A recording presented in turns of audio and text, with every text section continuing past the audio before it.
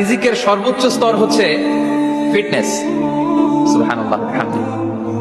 আমরা অনেকে এটাকে নেগলেক্ট করি, গুরুত্ব দেই না, কিন্তু এটাই রিজিকের সর্বোচ্চ স্তর, ফিটনেস। আপনি ফিট থাকা, অর্থাৎ ফিজিক্যাল। আপনারা যদি বাড়িতে বসে ব্যায়াম করতে চান তো আমি যেভাবে ডাম্বেল দুইটা বানিয়েছি আপনারা চাইলে বানাতে পারবেন। কিভাবে বানাবেন আমার ভিডিওটা লক্ষ্য করুন, খুব সহজেই বুঝতে পারবেন এবং দেখতে পারবেন।